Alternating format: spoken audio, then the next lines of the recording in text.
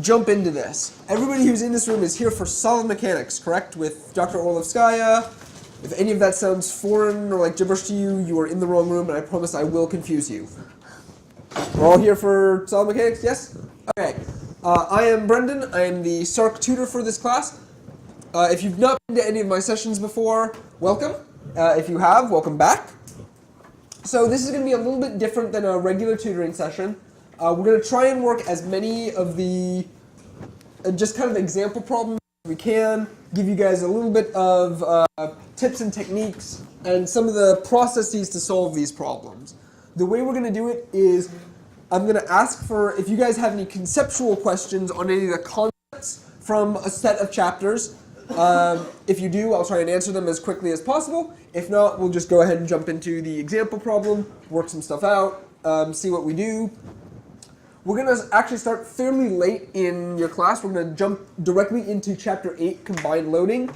The reason being for that is because these problems are essentially an amalgamation of everything you had learned in the class up to this point. So in order to solve these problems, you have to know the concepts from earlier chapters. So we're going to cover a lot of those kind of in this problem as we work it, all right? But we'll go ahead and get started. So first off, chapters 1 through 7, so stress and strain up through what I believe is transverse shear. Do we have any kind of conceptual questions on that? Any of the concepts that you don't understand or want me to cover? Yes? How do we know whether our tau is negative or positive? Which tau? So like on the box questions. Oh, so for drawing a stress element? So on a stress element, when you're talking negative and positive values of tau, right, the shear stress, it's just convention again. So negative and positive is however you assign it technically.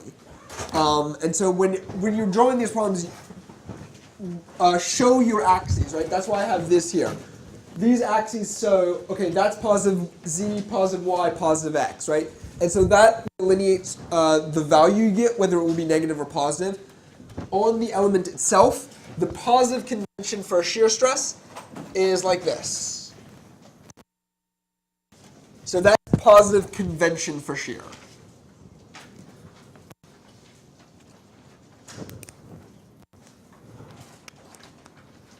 All right. Any other questions? Chapters 1 through 7. Conceptual stuff. Yes, no? Does it change whether your forces are in tension or in compression as well, or no? That just stays the same. So a compression force and a tension force will obviously cause compression stresses and tension stresses, right? Those cause normal stresses, not shear stresses. So normal stresses, right? Positive convention is going to be like this, outward tension. The same way it was in statics. Compression is, again, conventionally negative for normal stresses. All right? Anything else?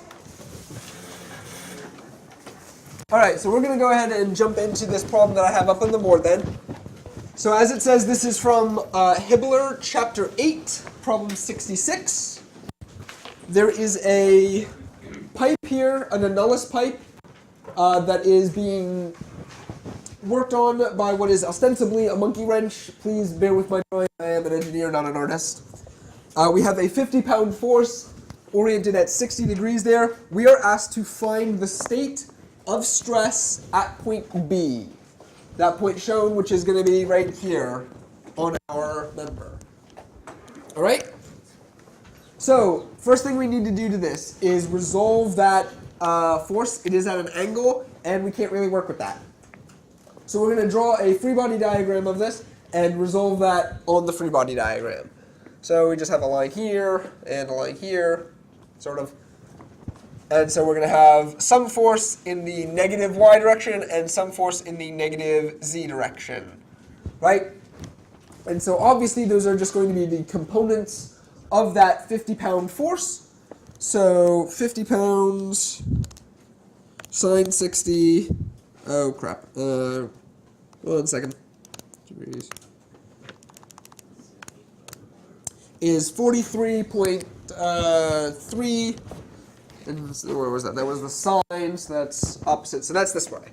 So we have 43.3 pounds in the negative y direction. And we have 50 cosine, 60, about 25 pounds in the negative z direction there. All right. The other thing is we always want to check, once we convert into our free body diagram, when we're doing that free body diagram, we want to make sure that all of our units are in their base unit. So inches, meters, newtons, pounds, all of that. And the reason being, when we're working with our stresses, we don't want to get all of those lovely units messed up. So in this case, we are in the correct units. We're in inches and pounds, so we can just leave those as they are. We'll just put it over here, not to scale. Okay. So something like that. All right, so we are looking at a point here, and we need to determine what kind of things are acting on it in order to cause stresses, right? So in this class, you all talk about 4 different stress scenarios, essentially, right? 2 different types of stresses. We have normal stress and shear stress, right? And can anybody tell me what the two types of normal stress are, or the 2 ways we can have normal stress? Sigma equals P over A. Right, which is what type of loading? Normal, axial loading. Right, normal or axial loading, right? So that is caused by a normal or axial force, and the equation, as he said, is just that over cross-sectional area. What's the other way we can get normal stress? Caused by bending. Right, by bending. And the equation for that is? MC over I.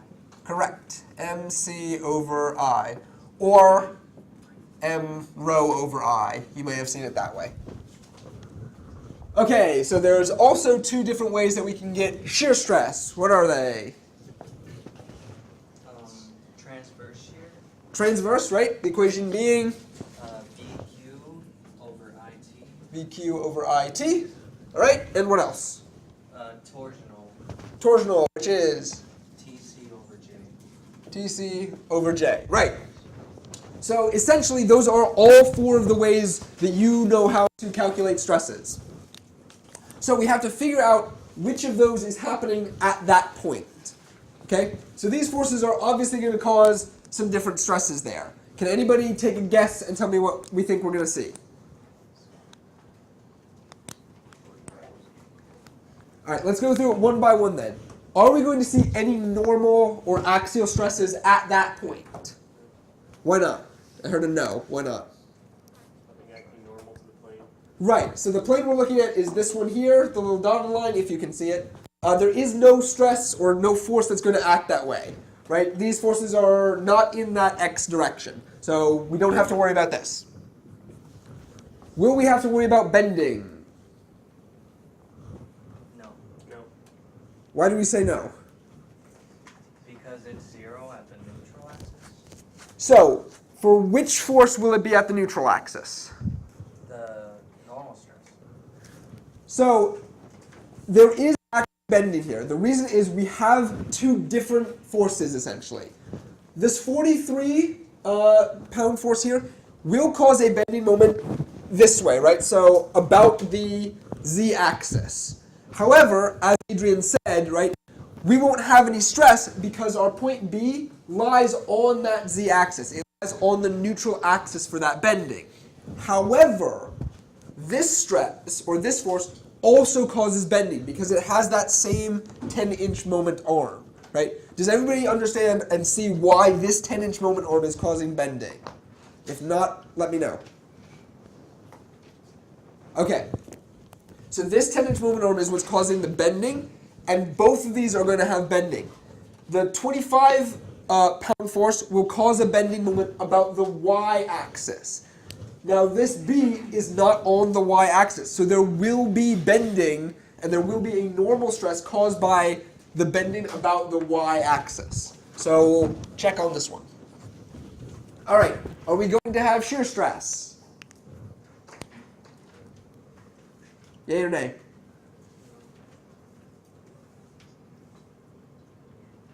Anybody at all? Bueller?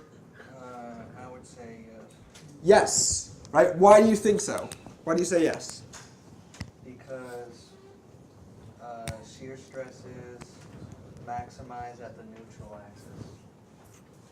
Yes. What forces here are causing shear stresses? One or both of these? Torsional? Well, we're talking about transverse shear right now. We're just looking at transverse shear. Okay. So are we going to have transverse shear? The 43.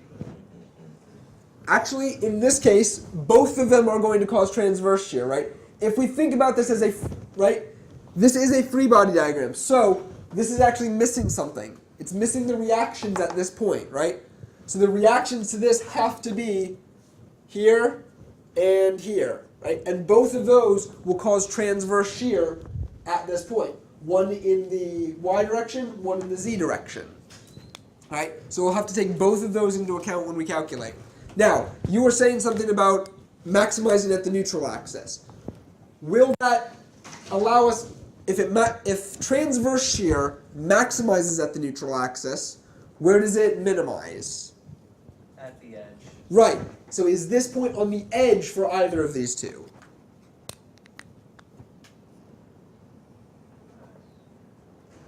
Yes. Yes. Which one? It would be it will be in the y direction. Not the y direction. Z? Say again? Z? The z direction, right? The 25-pound force. The 25-pound force, if you can imagine it, right? The reaction that is in that, we'll call this the z, let's label this thing. The z and the y, right? So it's in the z direction. But this lies on the edge in that z direction, which means we don't have any transverse shear at that point. So we don't need to worry about that. Okay, so we do have one of these, and then do we have torsion? I see head nods, I need words. Yeah. Yes, why? What's going to cause torsion?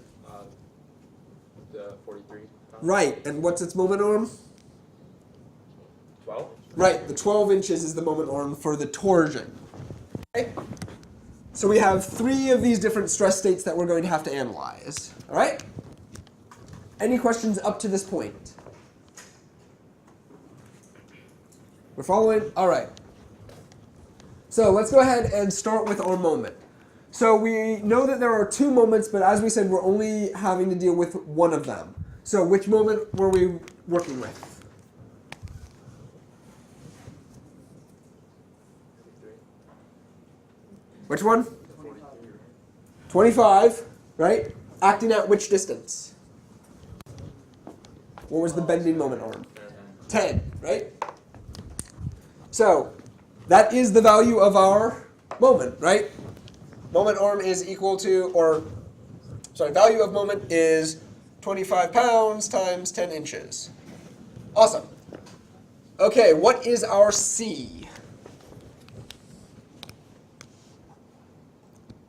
In general, what is C? C is radius. Yeah. Essentially, C is radius, yes. In the case of a circular shaft, right? In a non-circular shaft, it is simply the linear distance to the edge from the centroid, right? It is a hollow shaft, which means what about it? Big R minus little r. Right, so it's, I heard somebody say it. Big What? R minus little r. Right, outer minus inner. So that's going to be 1 minus 0.75, right? And then what is I? The moment of inertia. Which moment of inertia?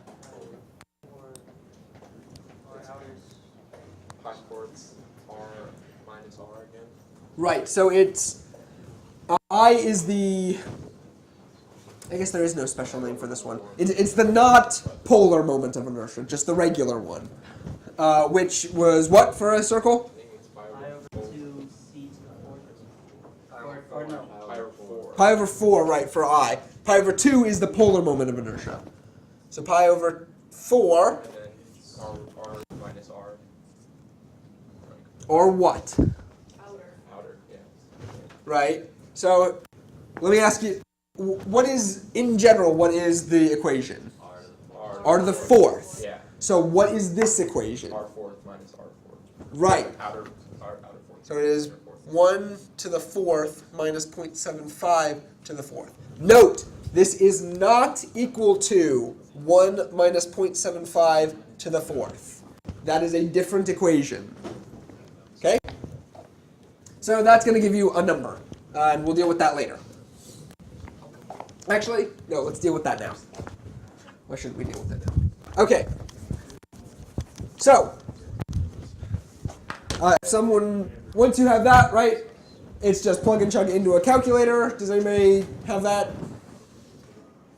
What's that second number in the numerator? I think it's 10. So this is 25 pounds times 10 inches. 1 inch minus 0.75 inches. So that's, 0.25 inches. That might cancel stuff. Pi over 4, and then 1 to the fourth, 0.75 to the fourth.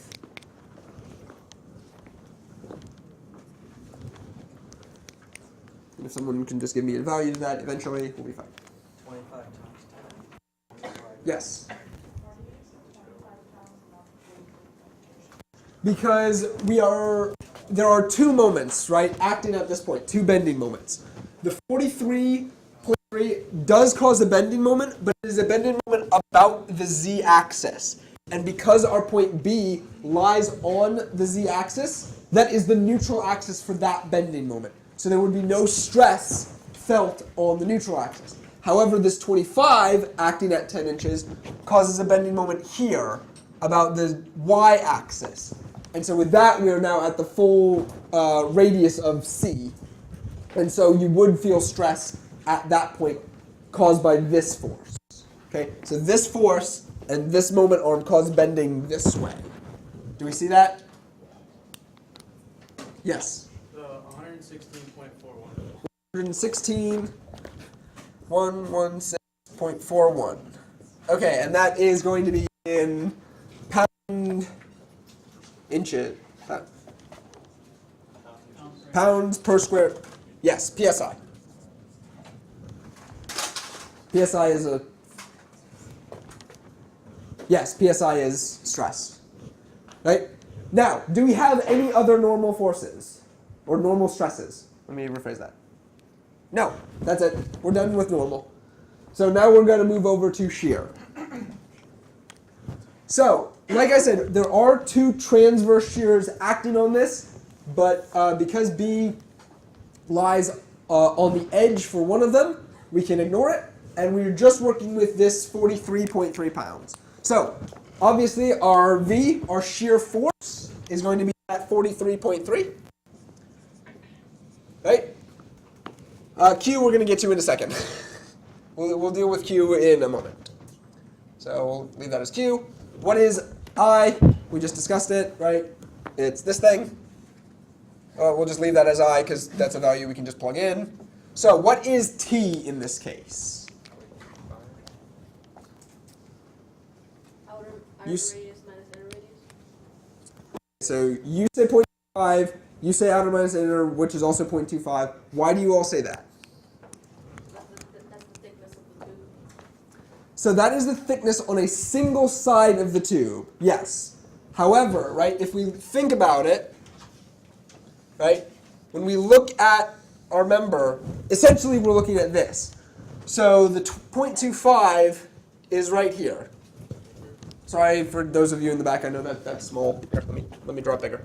Here, this is 0.25, right? So, is that the total thickness, though, of the member at this location?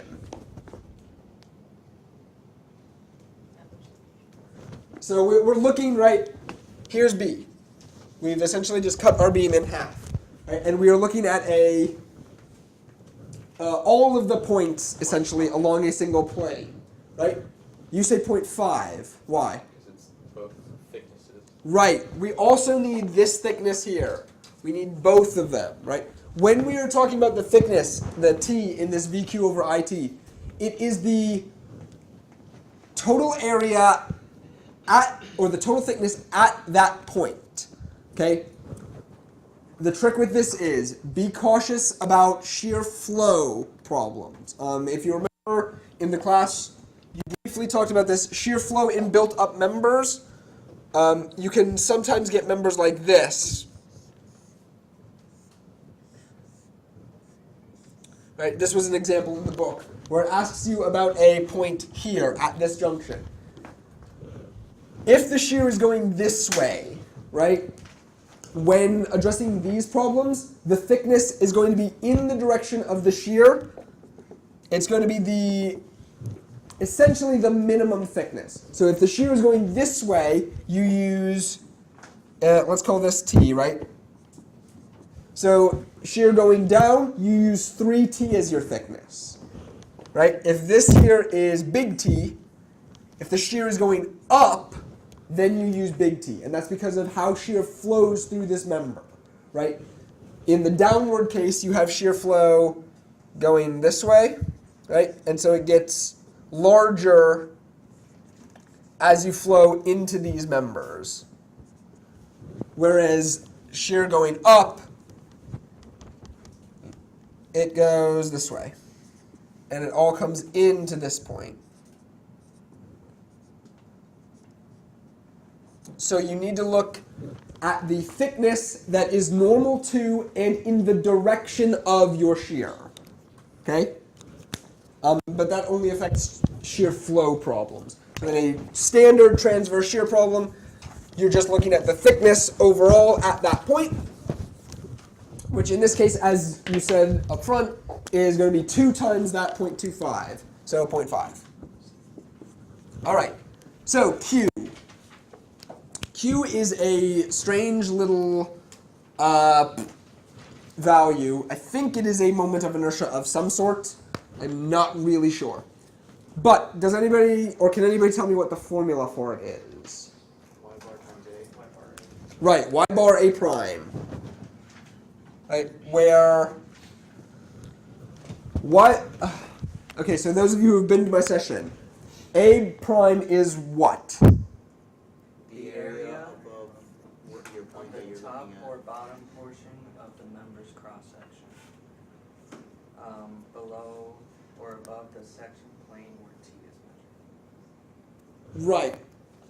So, when we're doing transverse shear, remember that, as we said, where you are in the member, the point that you are looking at, off of the neutral axis or the centroid axis, whichever you want to call it, affects your shear value, or your shear stress value. So, that point is called the point of interest. A bar is the area of interest, and the area of interest is the cross-sectional area of the member that is on the opposite side of the point of interest from the neutral axis. And I know that that was a lot of words. What that means, simply, you have a member, you have a neutral axis, right? You have a point of interest. So the area always lies on the opposite side of your point of interest from the neutral axis. Okay?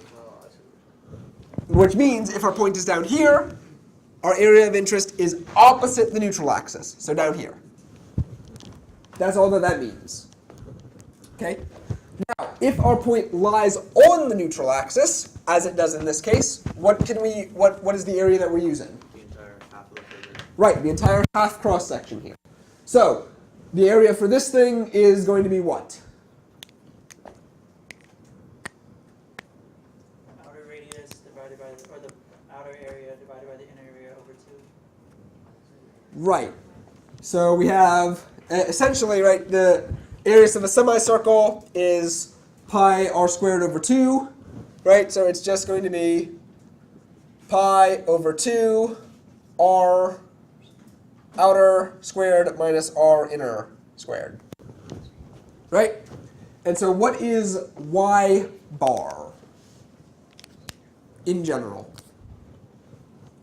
The distance from the neutral axis to the centroid of our area of interest. Correct. So it is the distance from the neutral axis to the centroid of our area of interest.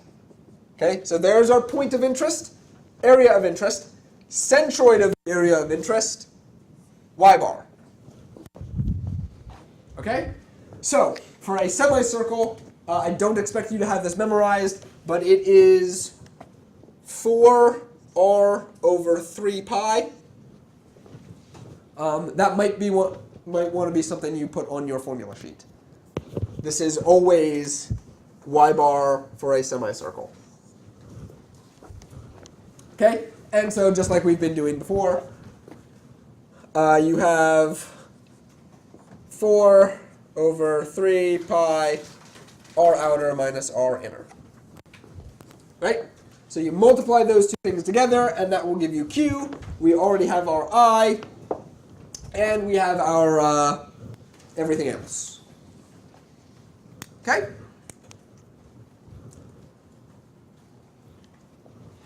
So, does anybody...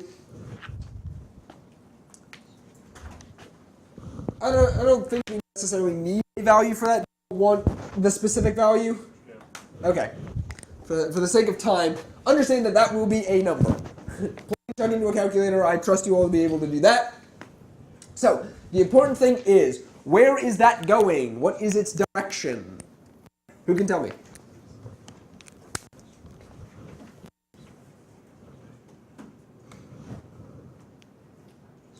What type of shear was it of the two that we have?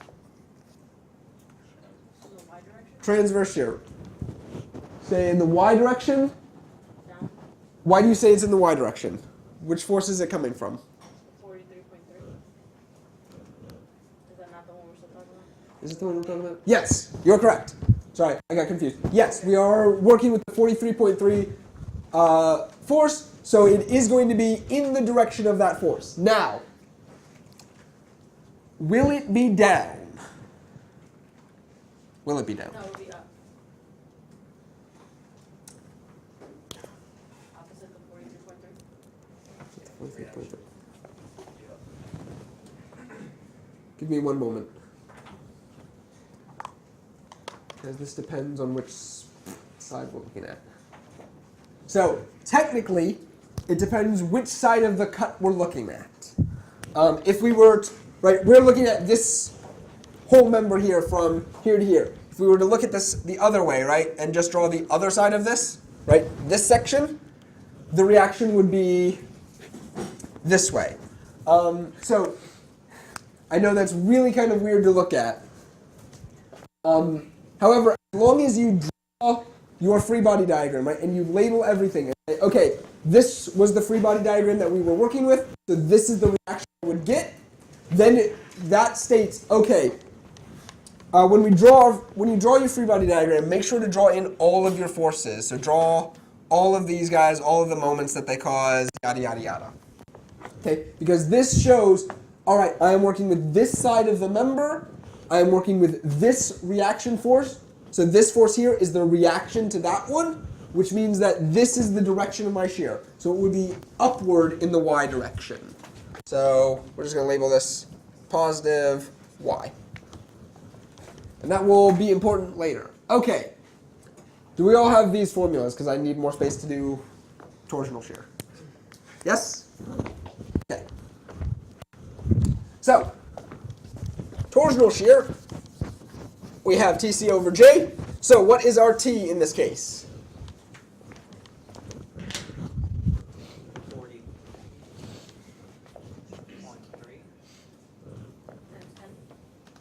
Someone said times 10. What is the 10? What moment arm is that? For the 25. So this 10 is the bending moment arm, remember, right? Because this one is normal to the plane of analysis, right? So what is the other moment arm? The one that's actually going to cause torsion. 12, right? Because this moment arm, notice, is parallel to the plane, right? So when we apply the force here, that's going to be what wants to rotate it and put it into torsion. So our T is simply 43.3 times 12 inches. Our C we already decided was 0.25. And what is J?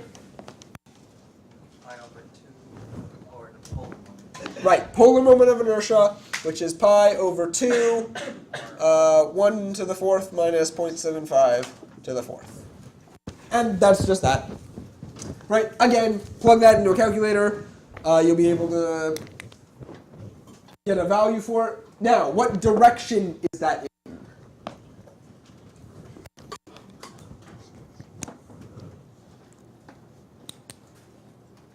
It's in the y direction.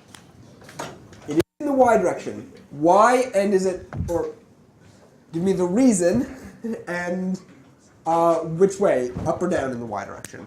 It has to be down. So you say down, why? That's the given direction right there. So, the way you have to think about this is which way overall is torsional shear in a linear direction? Anybody? I feel like I misunderstood your question. So, we are saying at point B, it's probably going to be in a linear direction. But overall, is torsional shear stress in any one linear direction? Should be like clockwise or counterclockwise. Right. Usually we refer to it as counterclockwise or clockwise because torsional shear follows the torque, right? So, what is the direction of our overall torque? Or let me rephrase that. What is the direction of the reaction to the torque? Because that's the stress we're actually analyzing. Which I guess you'd need to know the direction of the overall torque to know that, but. So let's look at this guy, right? If we push down here, right, if we're looking at it in the positive x direction, right? If we're looking at it that way, and we push down here, is it going to want to rotate clockwise or counterclockwise? Yes, it wants to rotate clockwise, right? So what is the reaction to it going to be? Right, so overall, our direction here is counterclockwise, right? So at point B, at a single instant, it can now take on a linear direction. So at the instant of B, which direction is it? Downwards in the y direction, correct. Right, because we just follow this direction, and you get downward in the y direction. So what does that mean about our overall shear stress at this location? The torsional one is negative. What about the other one, though? Positive, right? We don't, well, we do know, right? If they are both the same direction, right, they're both in the y direction, one's positive, one's negative, what can we do to them? Right, just add them. This one being positive, this one being negative. We didn't actually calculate a value for this, but if it were larger, then we know our overall shear is positive. If this one is larger, our overall shear is negative. Now, if they were not in the same direction, let's say that this one was in the x direction, do we still combine them? Could you do components? Yes, we combine them. They are vectors. So we, right, if you address this on an element, right, you have to combine them into a single shear stress. So you combine them through simple vector addition, right, where you get square root of tau 1 squared plus tau 2 squared. Right? They are vectors, you can add them vectorially.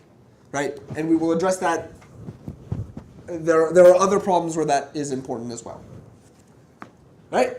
But that is this problem. The problem simply asks to state the,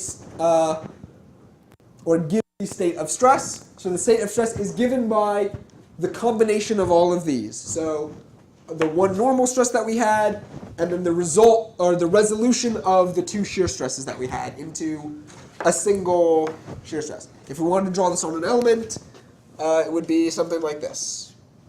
And then that is going to be in the x direction. So we'll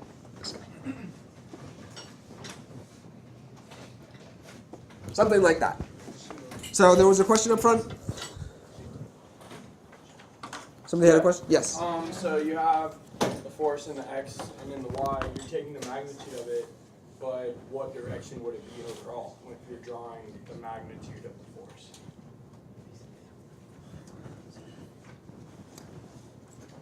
In actuality, it wouldn't. It would just be a magnitude that is at some angle that is not on either linear direction. Yeah, so you would still have two separate forces because you're not adding them. You're just getting a value for the magnitude of it, but they're still acting in two different planes. Yes, but remember on this, right, shear stresses don't necessarily have to act in any one direction, right? We address this as tau xy, right? So if this one were in the x direction and this one were in the y direction, you'd have tau xy and tau yx. If this one were in the z direction, that one were in the y direction. Okay, so that's the direction of the magnitude. Correct. Okay. Makes sense. All right? Any other questions on this problem? If you want to take pictures, now is your chance. I'm going to get into yes. And that's going to rotate, like theoretically, if you let it go, it's going to rotate counterclockwise? The stress is in the counterclockwise direction. The member itself would rotate in the clockwise direction. Right. Remember, all of these stresses come from the reactionary forces, not the actual applied forces, which is kind of weird, but it is how it is. Any other questions on this problem? Take your pictures now.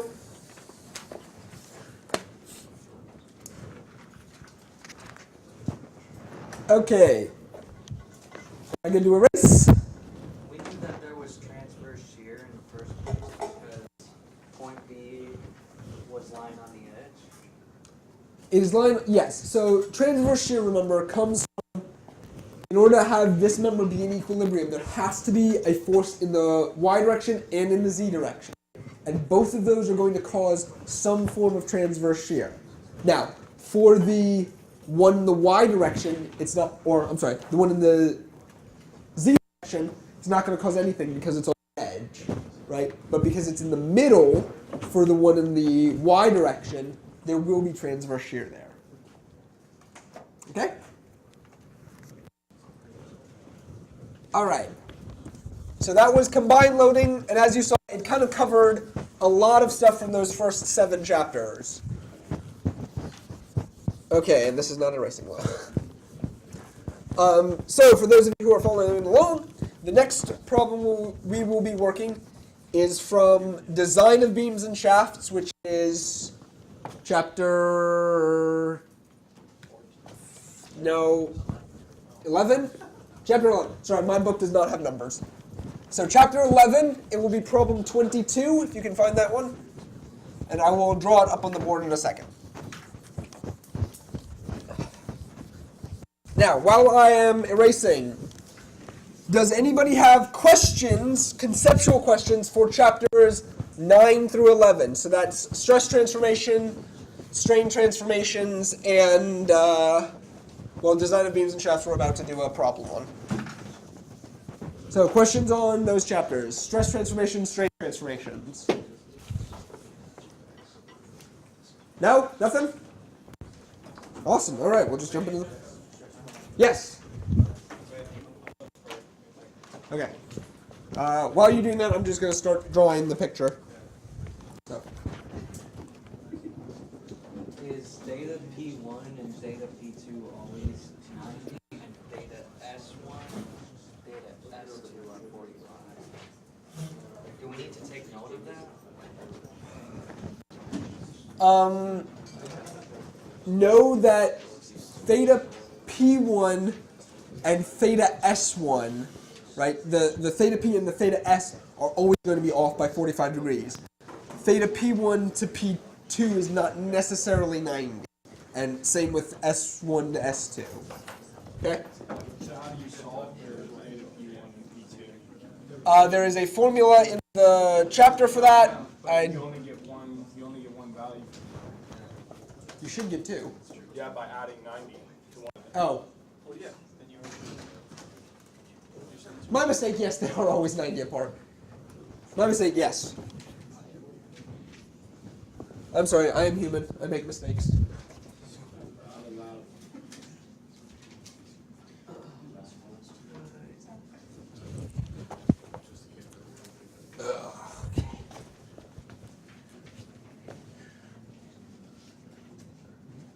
Oops.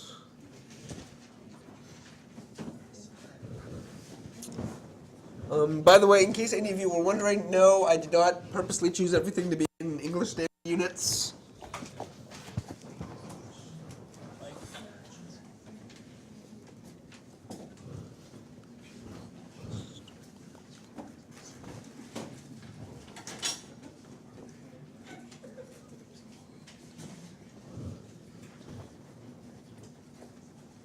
Okay.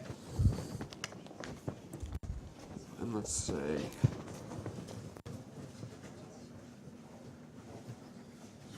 Okay, so we have this beam.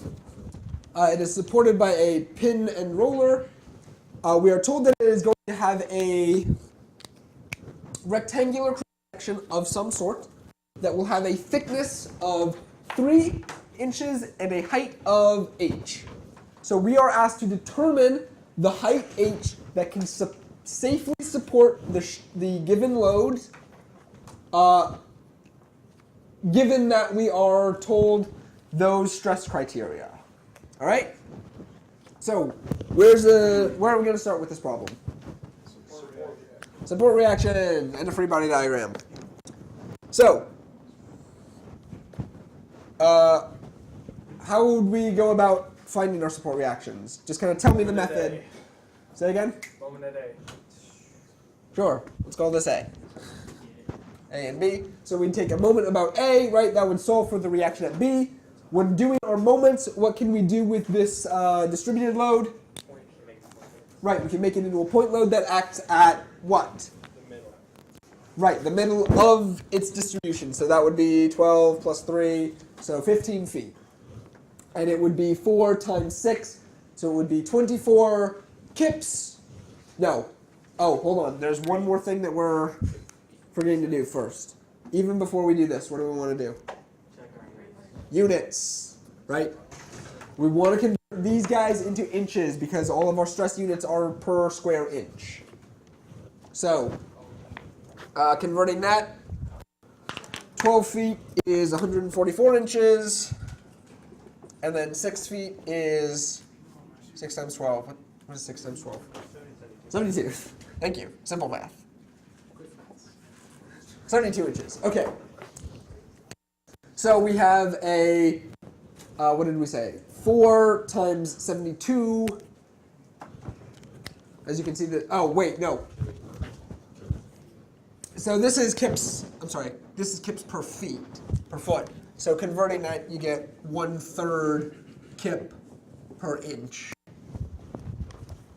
Right, because that divided by 12. So you get,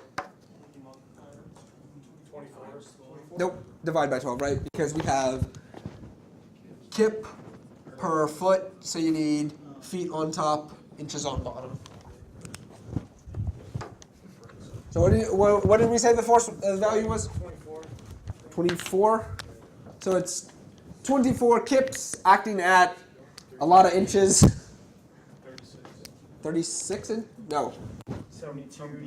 So 36 plus 144, and then we have RB. Wait, let's go ahead and draw these in first, right? So this guy here is, what did you say, 24 kips? So 24 kips acting at, right? So we have 144. We have 36 and 36.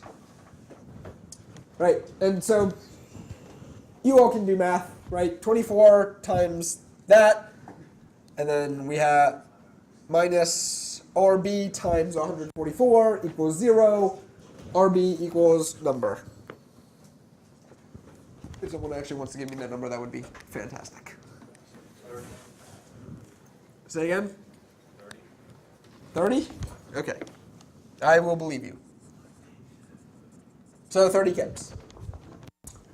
And so then, what is the reaction at A? Say again? 6 kips in which direction? Downward, right? So it's essentially negative 6 kips. But we're going to go like this, right? 6. Okay? So we have our reactions. Now what do we need? Really quick, what's that T equal to 3?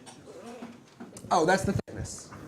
max moment on the beam, Max moment, which means we need what? shear moment diagram. Or can do it that way you can do it by too. sections, whatever you want. Shear zero. We need to determine the Hold on. maximum. Yes. Do we? I'm trying to decide if we actually need a shear diagram though. Just look at it.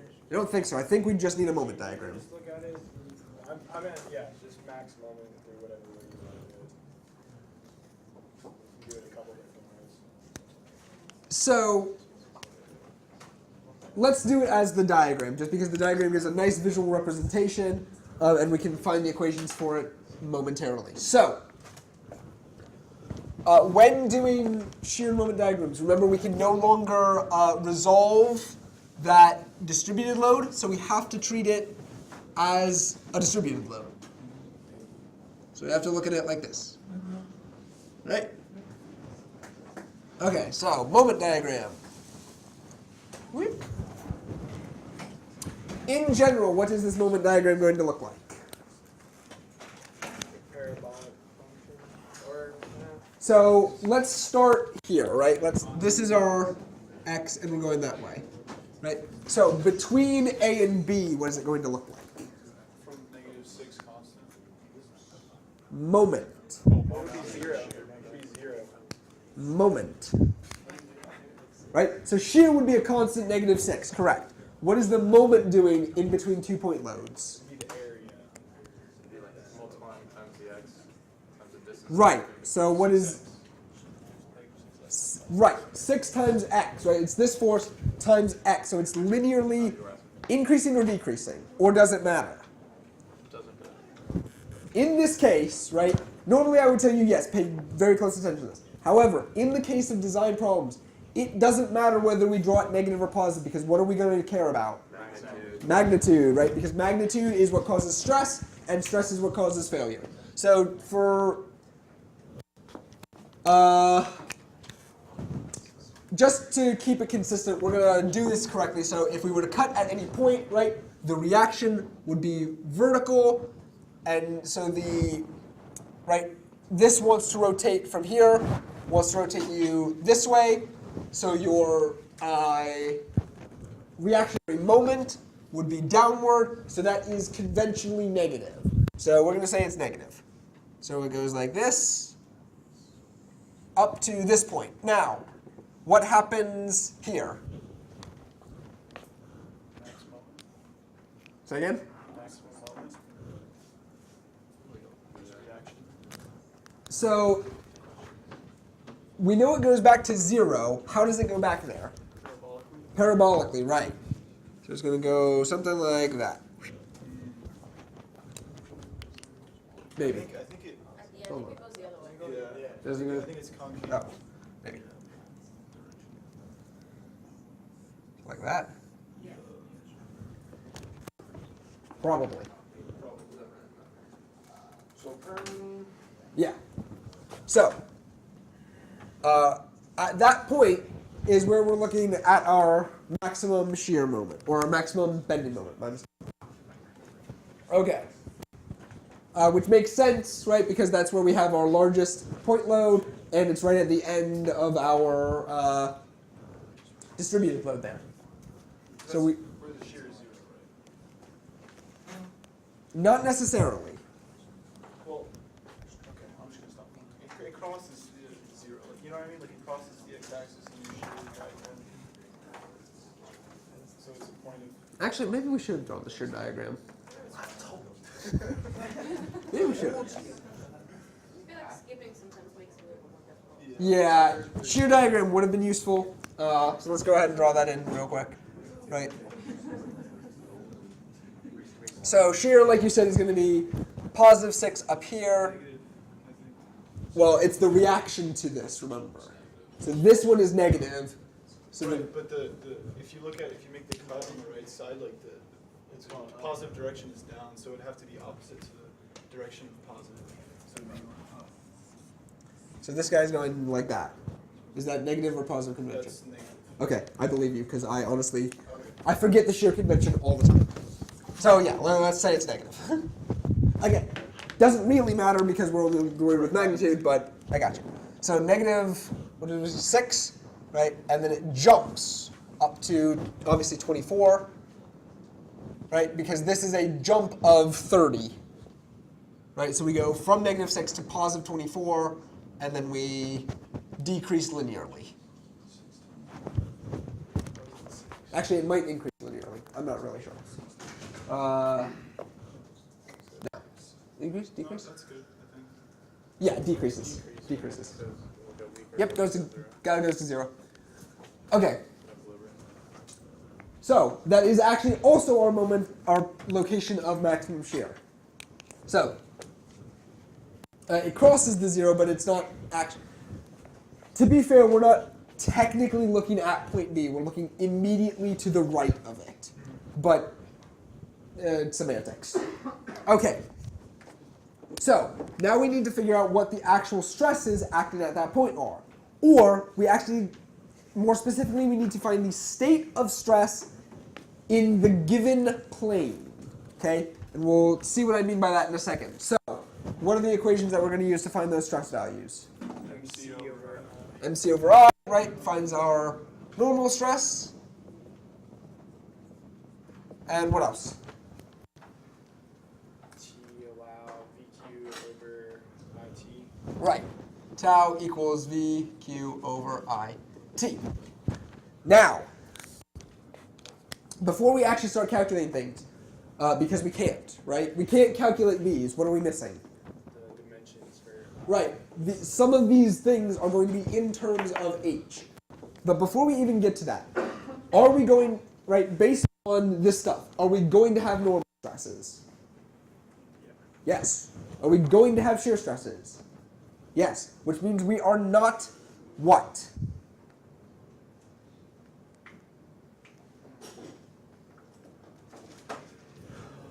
Okay.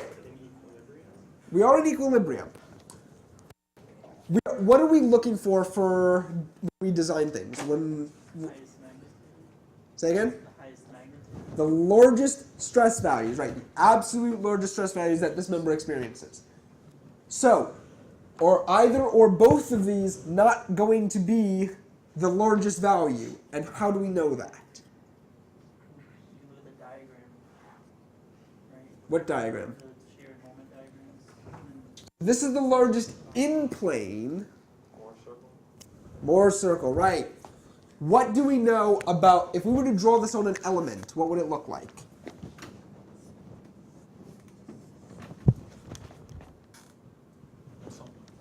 Right, some form of normal stress, we don't actually know if it's in tension or compression. And some form of shear stress, right? Whoops, other way. So, if we have both normal and shear stress, what do we know about the member? Specifically, what do we know about the normal stress?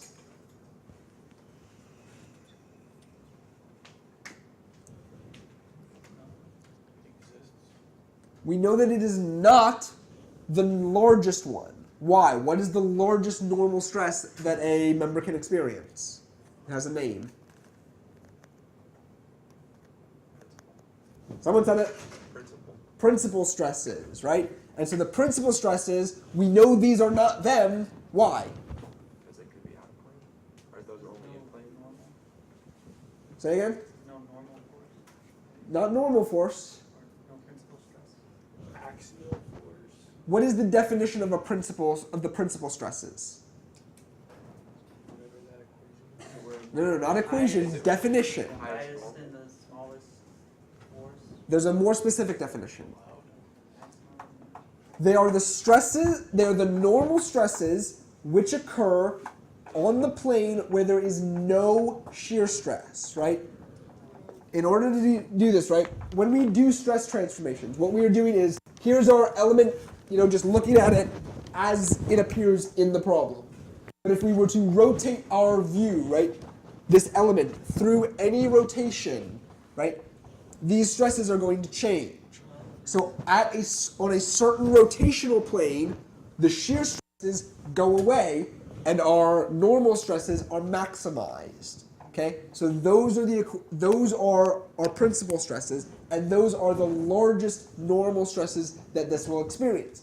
Because we know we are going to have shear stresses on the element, we know that this is not the largest normal stress that it's going to experience. So we need to find what those values are. Yes? So I guess this is kind of just a question of understanding what's going on. When it's saying there's an angle, is that like taking the entire beam and moving it to that? Not the entire beam, just the element that we're looking at. Just the tiny differential element. Wouldn't you need to move the whole thing just to move that? Nope. Essentially what you're doing, the way I like to explain it is, this is a infinitesimally small element that is filled with infinitely many atoms, molecules, whatever have you, right?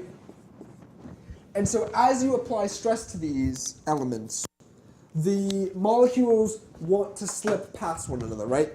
If you apply just a normal stress, they go like this. But they can't, there's not just one single plane that they can slip across, right? They can slip this way, or they can slip at an angle, or they can slip in a whole bunch of different ways. So what we're doing is we're rotating our view, right? We're rotating the box in which we put these guys, right? And looking at all the various planes that they could slip past one another. Okay? So the member itself stays in the same state. Just the element we are looking at and the stresses at various angles on those atoms or molecules essentially is what changes. That's what stress transformations are. Do we understand that? Yeah. Okay. So, what is if we know that this is not our principal stress, what is the equation for principal stress?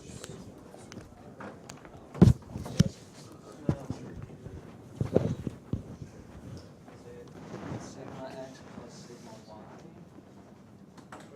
Or is it sigma x plus sigma y over 2 plus or minus the square root of sigma x minus sigma y over 2 squared plus the shear squared? Right. So, pardon me. Would it be plus or minus the radius? Would it be sigma over 2 squared plus the shear squared? Hold on.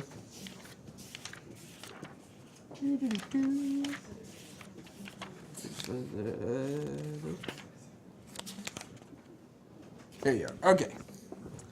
So, essentially it is stress x plus stress y over 2 plus or minus square root of stress x minus stress y over 2 squared, whoops, plus tau xy squared. Now, how many normal stresses did we calculate?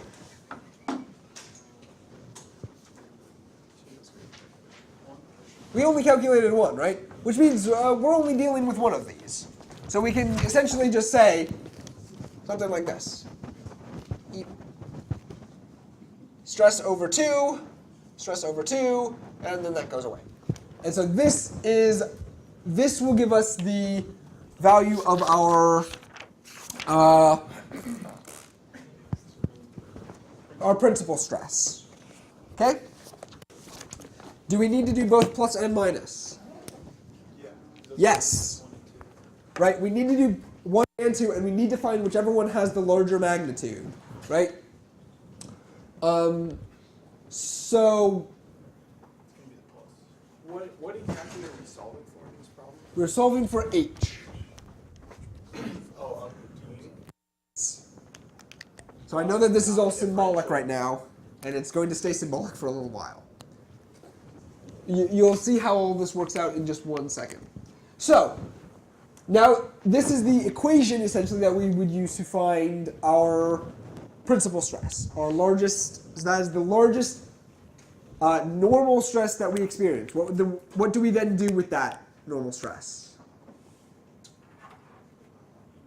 To find the value we're looking for, essentially. What do we need to compare it to or look at? the allowable stress? Right, we would set that equal to or compare it to the given allowable one. Now, we also have an allowable shear stress. So, what is the equation for the maximum shear stress? Plus or minus. Wait, Is it just that? It's what's under the square root. Right, it's just this section here. So we also need to do that and then compare that to our largest, our allowable shear stress. So it should be less. Not necessarily. We don't know. One of them is going to give us a smaller value than the other one. Here's what we have to do. So now we have all the parts, or all the pieces, we just have to put them together. So, where does H fit into all of this? I and C, right? I and C are both in terms of H. Right? So we know, oh, and Q, yes, you're correct. We know that I, let me draw this here so the camera can see it. For a rectangular cross section, right, you're going to be 1/12. And do we use the x on it in this case since we only Yes. Yeah, the IXX versus IXY, IYY. So it's going to be the IX one, right? So it's H cubed times B, which we know is 3. Yep. We know that C is going to be what? H over 4. Not close. H over just 2. Right? It's from the centroid to the edge. Q is going to be a monster. So Q, right, is y bar times a prime, right, from the centroid. So our y or our a is going to be 3 times h over 2, right? So our thickness times half the height times h over 4, correct. So why did you use about X For this? inertia? Because if we think about our cross section, right? So here's our 3 inches, here's our h, right? So we're looking at the bending moment about this axis, right? So that is our, I think they call it the XX usually. Yes. Because the shear acts at the middle, like, you know, because we have shear in this case in Yes. the y direction, so the shear acts at the middle, so we use. So the shear is maximized here, yeah. Moment is maximized there. And so we're looking at, you know, they exist on a single plane cut, but not on the same location in the member or along the cross section. Okay. So we're running a little short on time. So what we would then do, obviously, is take these values, right? Plug them into here. These, plug them into these equations, right? You have 2 equations here, right? The total one and then just the tau max one. Compare those results to your allowable stresses and find you'll have you will get 2 values for H. Do you use the larger one or the smaller one? Whichever one, the larger. Larger one, right? Because you are looking for the minimum value that H can have. So if one of them needs a larger value to hold the allowable stress, you have to use the larger one. Yes? If you have a stress on your beam that's larger than the allowed stress, wouldn't that fail? Yeah, but what we're saying is one of these, right? So let's say that this one needs 8 inches, right? And this one needs 9 inches, right? By comparing, right, you got this value by setting this equation, right, with all of the substitutions, equal to these values, right? So 9 inches is the minimum value that this will safely hold this load. So because 9 is larger than 8, right, 9 inches will hold this load, but you need at least 9 to hold this load. Right. So, but if you get principal stresses that are larger than your allowed stresses, that's what I was thinking. Because like you said that we could get principal values that would be larger than the No. That's why we put all of these stuff into this equation. We are solving for the principal stresses and then comparing the principal stresses to these. Right, but what if the principal is larger than the allowed? We're setting the principal equal to the allowable. Okay, so you're solving for a value there? You're solving Yes. for a variable. So then you're going to get a value of some KSI. No, okay. So this is an equation. It's all going to be right.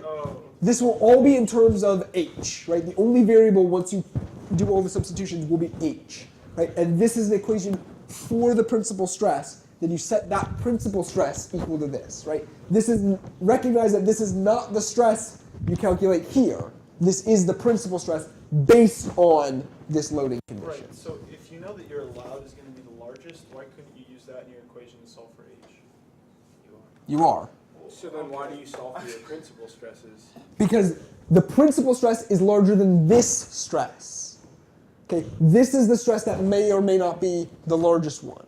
Can't we just set it equal to the allowed? No, because this could be larger, and if this is large, right?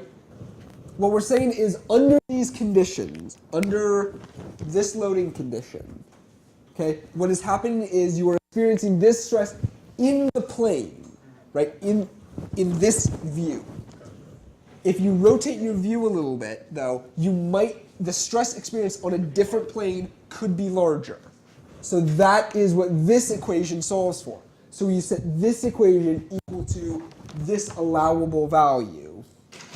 Right? To make sure that the h that you just solved for by plugging your allowable stress into this stress is an okay You value. haven't solved for h until you compare this allowable to this principal stress equation with the h substitution. Right? Because I'm trying to think of a different way to say this. Because like I did a problem on the review that she gave us, and all you had to do to solve for your value was plug in your allowable into your stress equation, and then you checked it using your shear.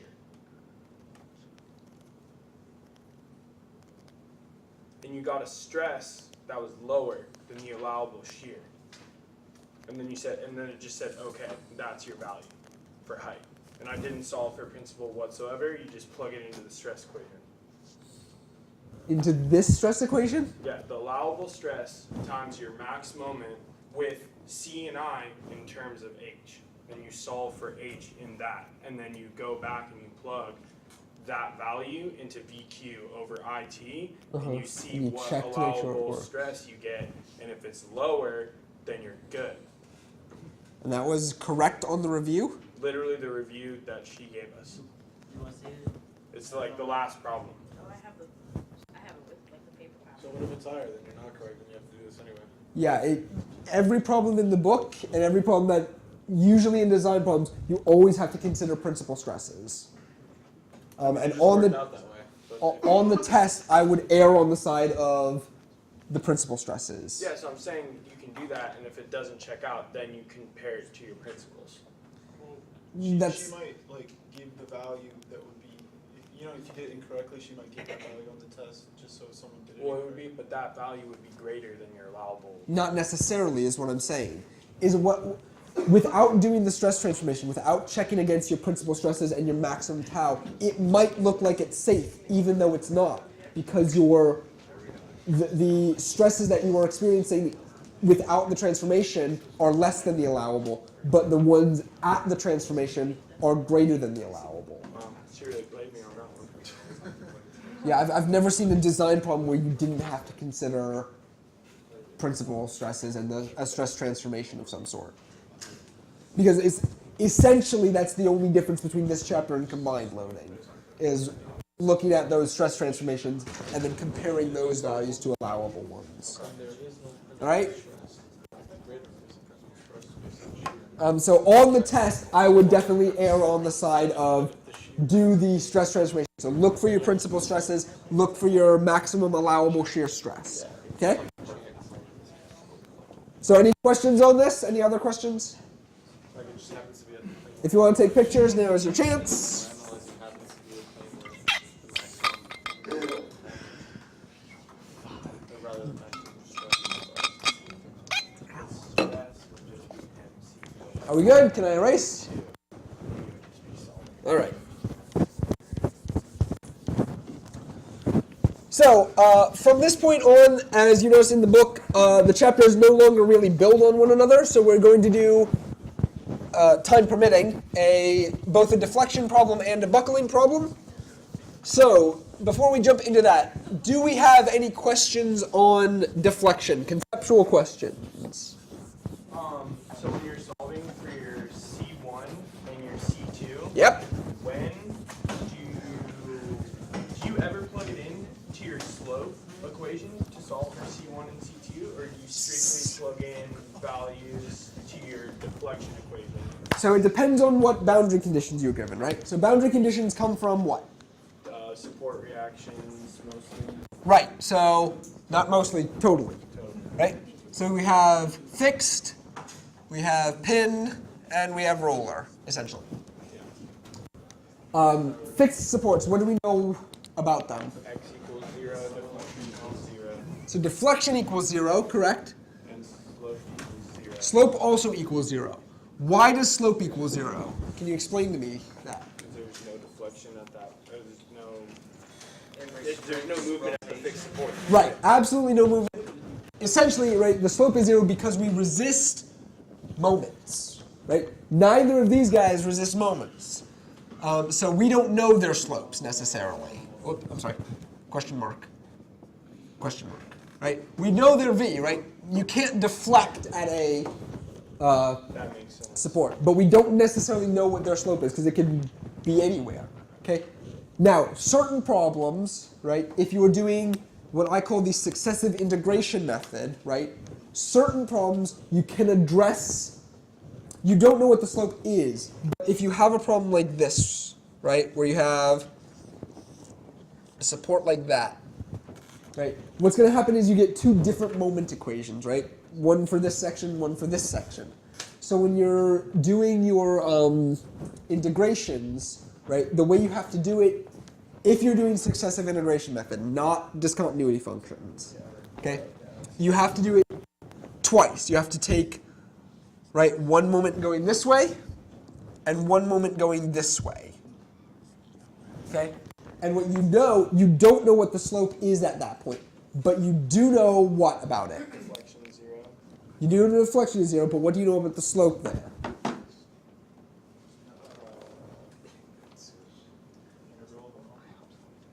It is the integral of the moment. What do I know about the slope at that point? Yes. Not necessarily negative, but we know that it has to be the same, right? From both, we're doing essentially two sets of integrations, right? So we know that the slope from this side has to be equal to the negative slope from this side, right? Because it is it's continuous here. The shape is going to be continuous. So going at it this way is going to be the same as the negative of it going at it that way. Okay? If you can avoid that, however, do so. Yeah. If you can avoid, That's a nightmare. yeah, the way to avoid that is use discontinuity functions. All right. Any other conceptual questions before we jump into the problem? No? Okay. So we are going to be working a discontinuity function problem. The successive integration method is essentially just, as its name states, successive integrals. So let's see, where are you? Problem was working. So here it is.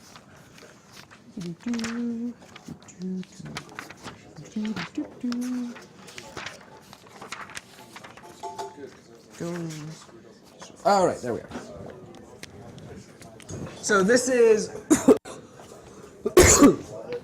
for all of you kids following at home, this is chapter 12 in Hibbler 9th edition, problem 133. So,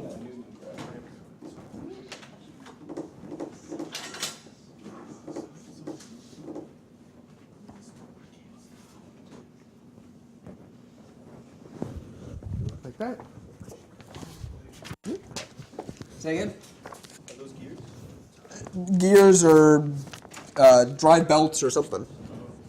Something with torque. Yeah, something with torque. But we don't have to worry about the torque for this one, so huzzah. You never have to worry about the torque with problems like that, right? Not in deflection problems, no. In design problems you might, but not deflection. Okay. 12. Oh, I really did pick everything in English Standard units. Okay. All right. So we are simply asked to find the equation of the elastic curve assuming that EI is a constant. So we're told to do this. In this problem, it specifically asks for doing it via the discontinuity functions. On the test, if it doesn't specify one, you can use whichever one you want, whether it's successive integration or discontinuity functions. My personal choice, I would always use the discontinuity functions if given the choice. And we'll see why momentarily. So, for this, discontinuity functions simply follow set pattern, right?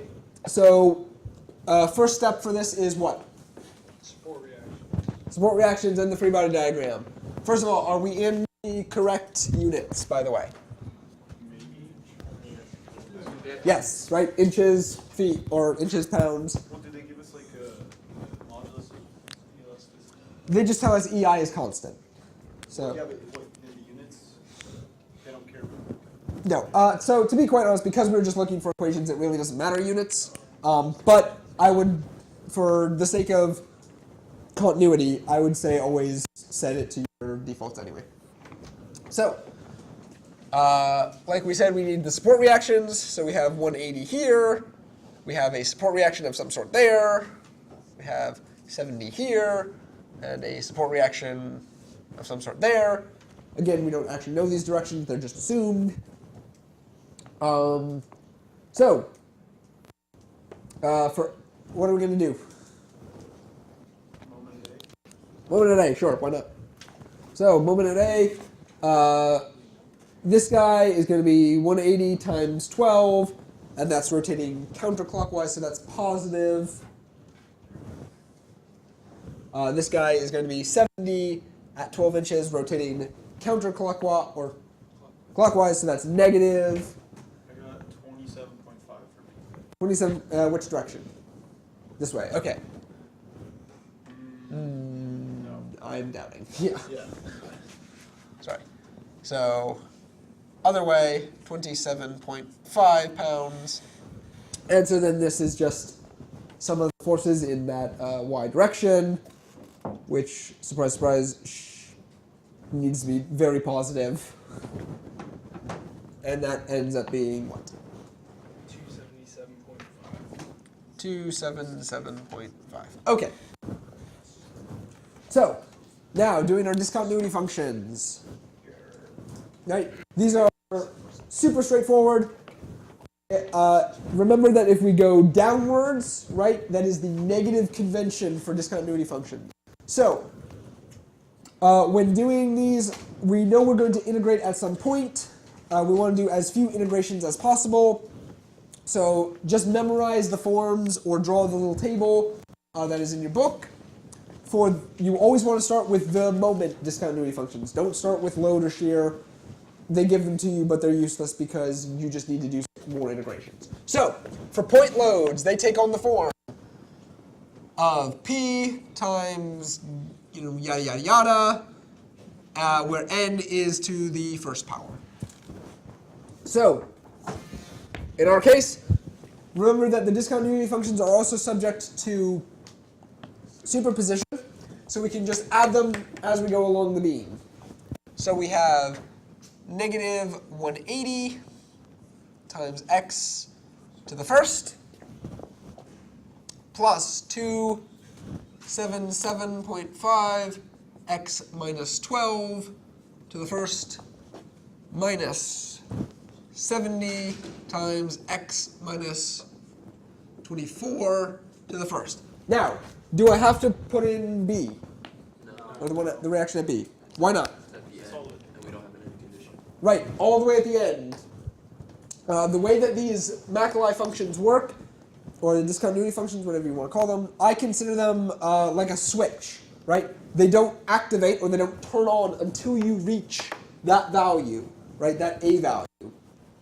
So because on our last support here, you wouldn't even activate it until you've already reached the end of the beam, we don't have to worry about it. Un momento, por favor.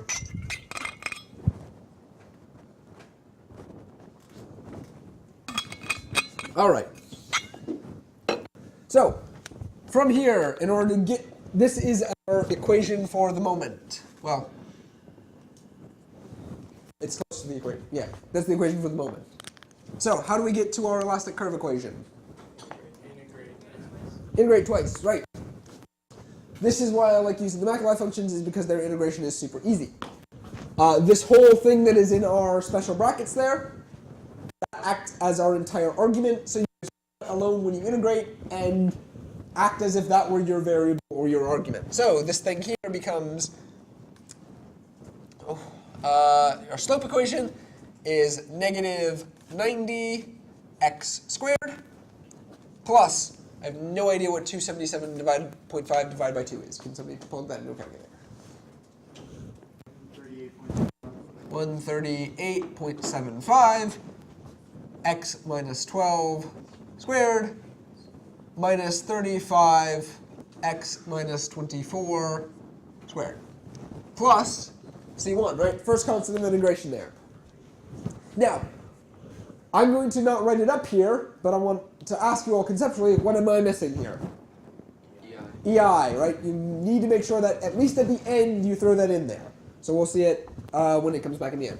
Now, the elastic curve equation, which, for all of you who may have gotten this confused, if I'm not mistaken, this is the Greek letter nu, not to be confused with lowercase v, which is Poisson's ratio, also not to be confused with uppercase v, which is shear force. Okay? I know all the symbols look the same and it's annoying, but it is its own thing. Okay, so integrate again. We now have negative, what is that, 30? Yeah, 30 x cubed plus this over 3, somebody? 46.25 x, ooh, the rain's getting sloppy, x minus 12 to the third minus 35 over 3 is 11.7, thank you, 24 to the third plus C1x plus C2.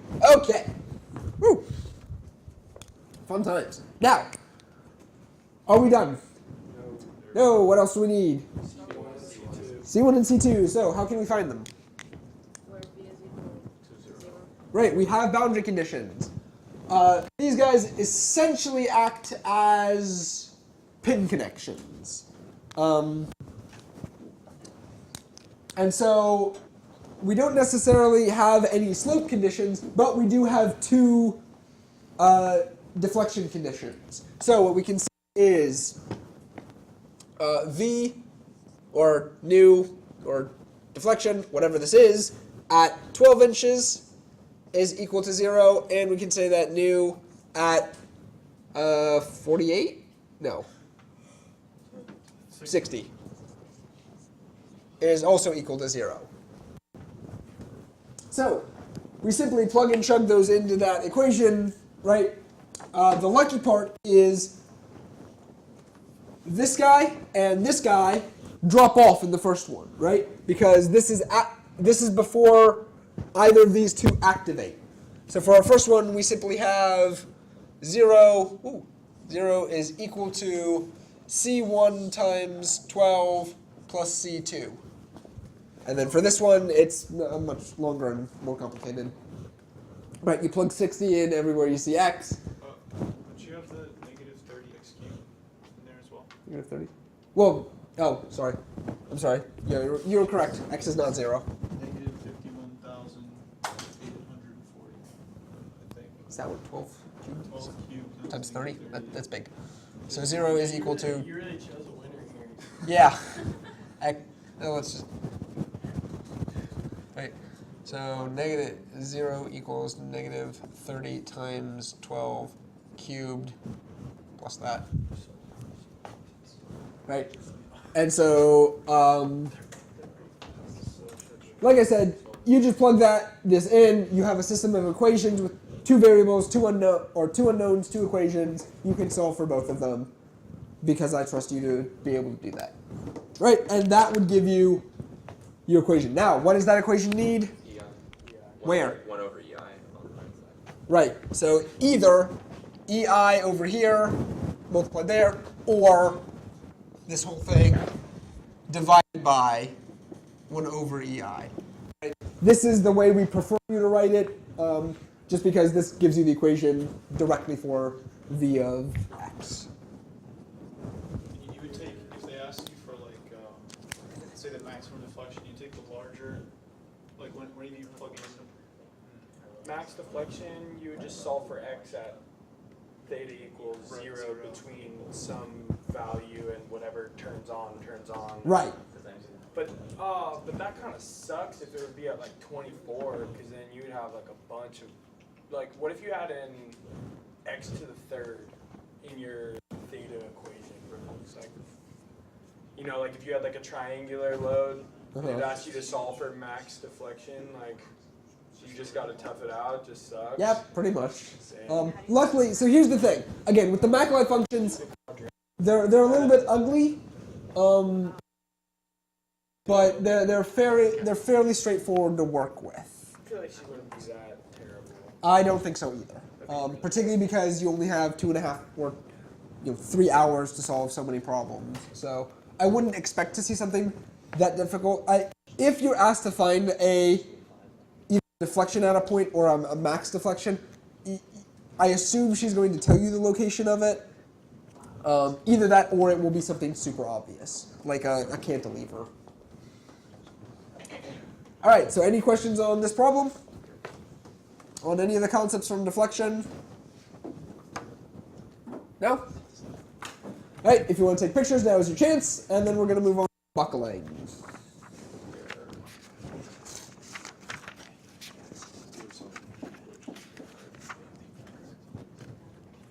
All right, erase it. So, as we have been doing, before I get started on the problem, are there any conceptual questions about buckling?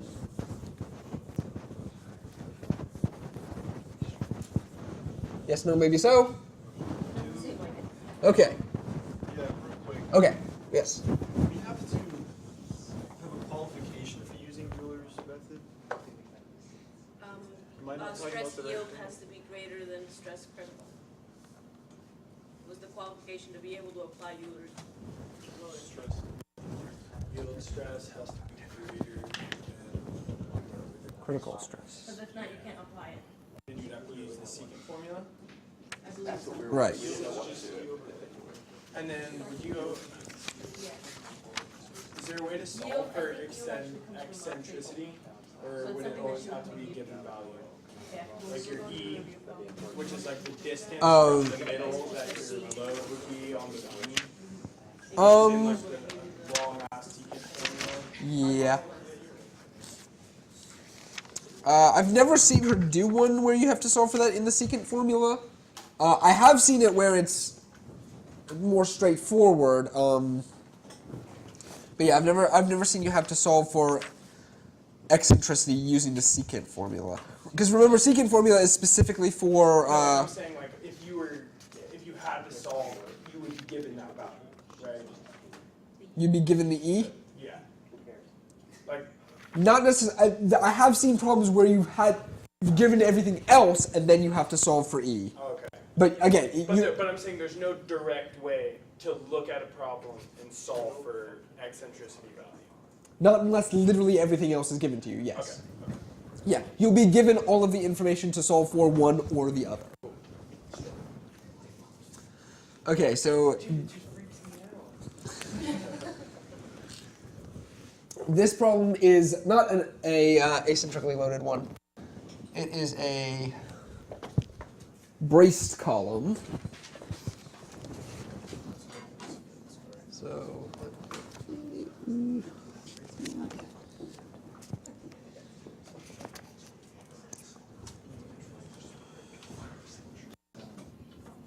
we're going to simplify this a little bit. So we have an I-beam. Right. Is braced here. That is not the middle.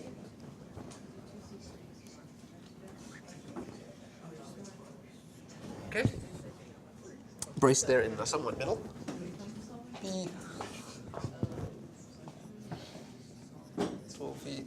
12 feet. All right, 4 for 4. Okay.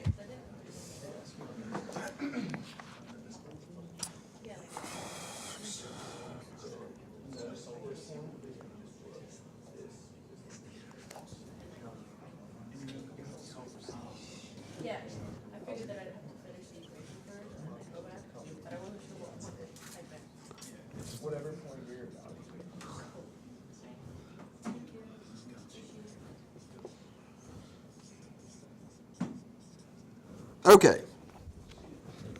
So, as weird as this problem looks, that is a specific I-beam, or I-column, as it were. It is 24 feet long, and it is braced in the middle by two other beams, right, that act as pin connections in the middle there. So we are asked to determine the maximum load P that it can support, so that it does not buckle, nor does it yield. Yeah. So we are given these values about it. We're also told the specific, it's a W6 by 15 steel column.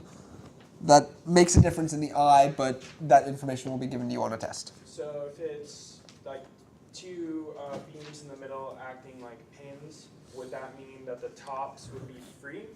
No, both actually, top and bottom are fixed, actually. Sorry if I did not say that.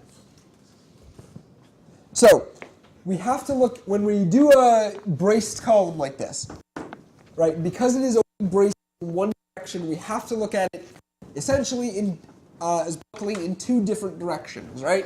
So we have to look at it this way, from the direction of the brace, right? So here we are, standing on top of the brace, which is right there in the middle, right? In which case, does that brace do anything for buckling in this direction? Which direction? I'm sorry. The one that we're looking at right now. In the Y direction? Whatever they call it. So they have this labeled as. So this, right, we are standing on the brace, right? We're standing on the brace looking at the column. So if we were to make this thing buckle, right, does the brace in this direction affect buckling?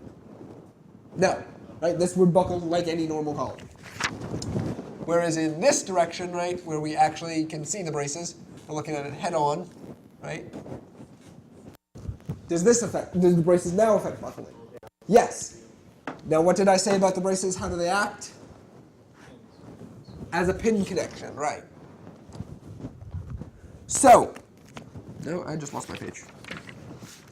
There we go. Okay. So, we are looking for the largest load that this can handle, which is called the what in buckling? Critical load, correct. Now, what is the equation for critical load? Pi squared times I over your Yeah. So, pi squared E I L effective, right, which is what? one Well, not value-wise, just general. KL. KL, right. I thought it was different. I thought K would be one if they were called fixed ends. Pinned is Hold up, we're going to see in a second. Okay, so, if both ends are fixed, what is K? half. 0.5, right. Now, is K going to be 0.5 for both of these conditions? No. Which one is it going to be that for? This one, right? Because this guy is fixed. This one acts kind of like what? A fixed Free, and a pendant. free and Yes, so this one essentially acts as two different columns, both of which have a fixed end and a pin end. 0.7. Right, and so for that, K equals 0.7. Okay, but 0.7 of what? The length of the half. Of half of the length. So it's, right, 0.7 of this 12 feet rather than the 24. Oh, so you just break it up in half and that's Right, because essentially it acts as two separate columns. Okay, and so what we can do, let me see which way they labeled. So this one they labeled as X to X, and this one they labeled as Y to Y. And so our P critical in the X direction is equal to pi squared times E, which is given there, so I'm just going to leave that as E. So I is a is based on the given beam. Like I said, they called it a W6 by 15.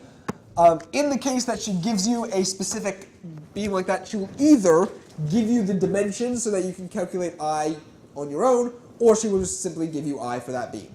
You don't have to memorize that lengthy table in the back of your book. So I, in this case, happens to be 29.1 inches to the fourth. Yeah, so if you were to see a problem like this, she would just give you that I. And then our KL is going to be 0.5. 0.5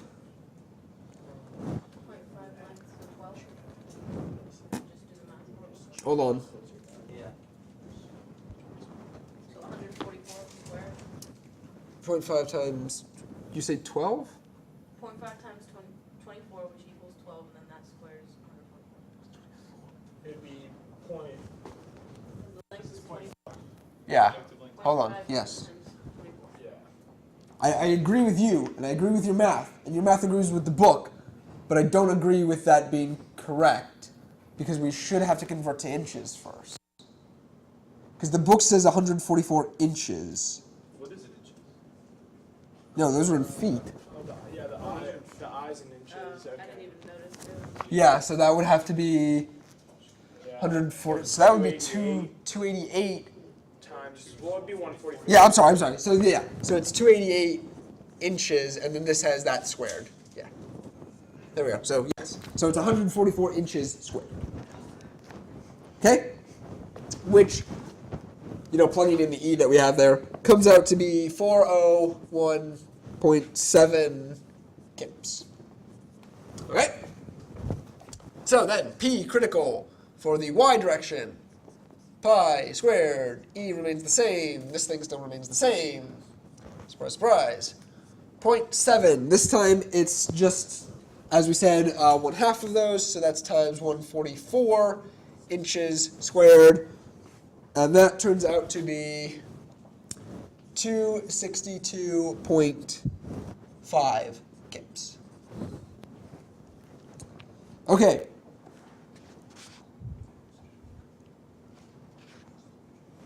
I have a question. Yes. Since you're doing that with the two halves and both halves are symmetrical, just one side and one side.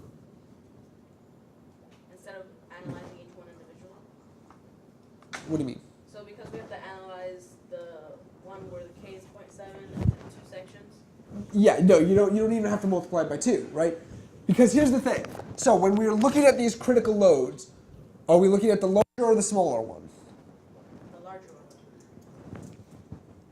Are we looking at the larger? Shit, no, the smaller. Smaller one, right? If P hits 262, it will buckle in this direction, right? So this one won't buckle, but this one will. It will buckle either on the top or the bottom.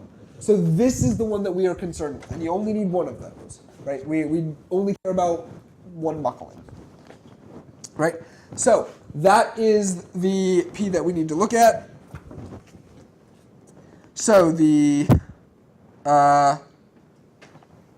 obviously that is the value of the load, right? And so if we wanted to look at the stress, what would it be? Over area. Right, just that over area. So 262.5. Again, this area is just a cross-sectional area. It's a factor of the geometry. So if the I is given, the A will be given as well. And for this beam, it happens to be 4.43 inches, or square inches, as it were. So you get 59.3 KSI. Right, and so this is your critical stress. Ta-da! And that's the buckling problem. Any questions on that? Buckling is mostly just the application of the P critical and the stress critical formulas and knowing your Ks. So that's Euler's formula? Is that Euler's formula? Yes. Yes, those are Euler's formula. We have to check if that critical stress is exceeding the given yield. Yeah. That's what And then Oh, yes, yes, you're correct. If the critical is greater, then we need a new p-value. But if it's not, then we keep that. If the yield is greater. Right. So are we exceeding our yield? No. Nope, so we're good. So what happens if you do? We would need to use that and solve for p and have the same area. So it'd be like p over.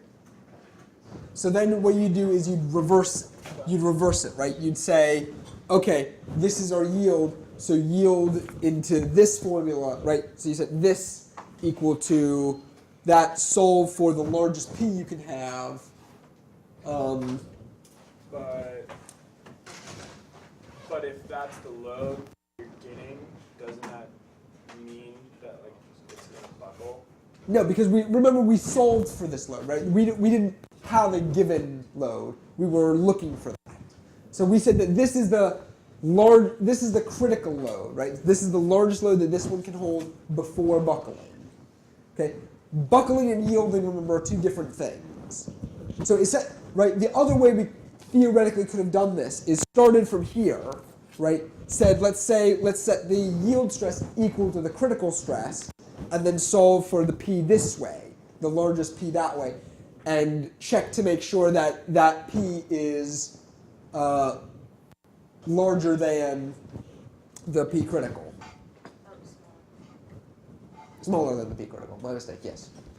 All right. Okay, so we still have about 20 minutes, actually. That's good. Are there any other specific sections you all want to see or have questions about? I'm still pretty confused on the principal stress and solving for the like height. Solving for I've been apparently doing these this entire time. So I'm still confused, like what you're doing with your principal stress. So let's talk about stress transformations then. So as we said before, right, stress transformation is essentially taking, right, an infinitesimally small element filled with molecules, right? 100% on board with that. Okay. 5 different angles, and 45 is the maximum at pretty much usually all the time for shear at least. Yes and no. We'll get to that in a second. So, right, we're rotating our view. And so what we're saying is, right, this element exists at a point on a member. So here's a member, and here's our point, right? So we're saying we're looking at an element right here. So under certain loading conditions, as we know, it has certain stress values. If we rotate it slightly, right, even though while the loading is the same, the stress is acting now on our new set of coordinates is different. And so what we're saying is on this new set of coordinates, the stresses may or may not be larger than on the global coordinates, right? Stresses on the local coordinates might be greater than stresses on the global coordinate system. Okay? Does that make sense? Yeah. Tracking up to that. Okay. So what that means is when you're designing a member, okay, right, the load happens to cause a stress that is larger at one of these other angles, right? You have to make sure that that stress can still be held by the member. Or else it would fail. Right. So then what you're doing is we're saying, okay, we don't have a way to directly solve for the stresses at any given angle, right? The only ones we can, quote unquote, directly solve for are, well, not principles, are the ones when we're very, very first starting the problem, right? We are solving for the ones where the element is aligned with the global coordinate system. Yeah. So we solve for those, right? Now, when we solve for those, let me just draw them on this element. right, we will get, you know, here's our stresses, and now, this was a bad example. Let me do it like this. So let's say we got that. Right? And he's fixed over here.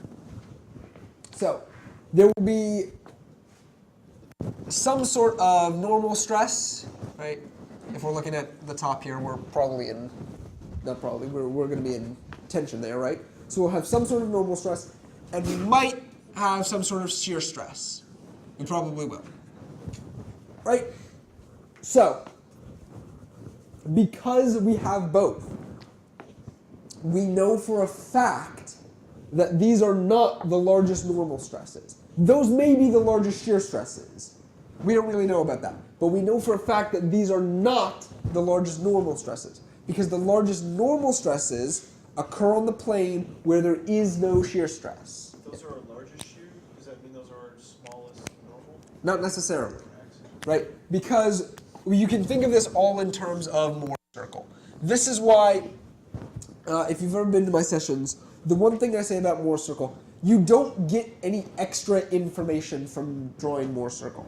However, because it's a graphical representation, it makes it much easier to visualize what's happening.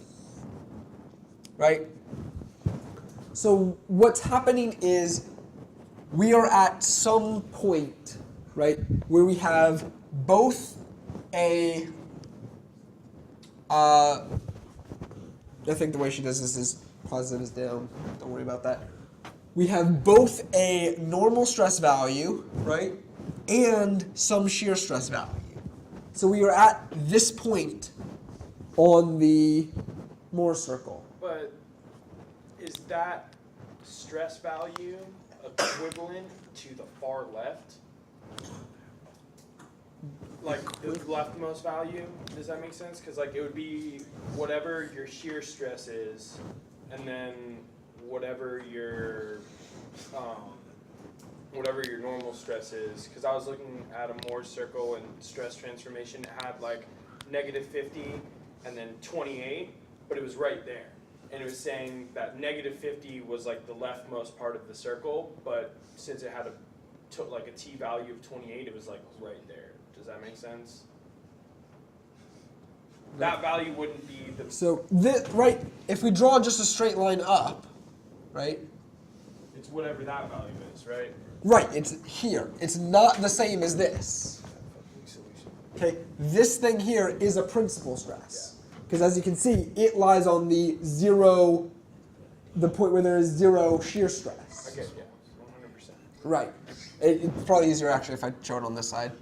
Because now you can now see how this one is larger magnitude to this one, right?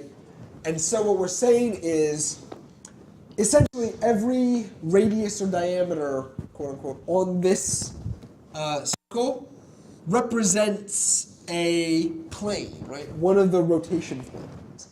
So this is the plane, right?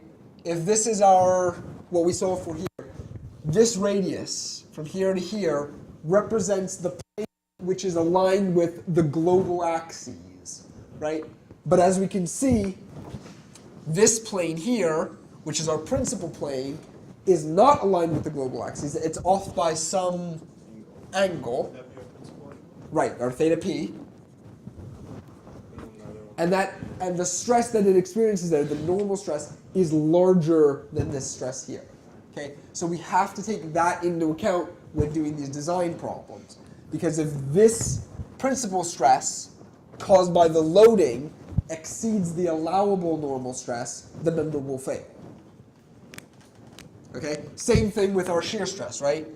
Again, you can see here, this has some shear value, but it is not the maximum value.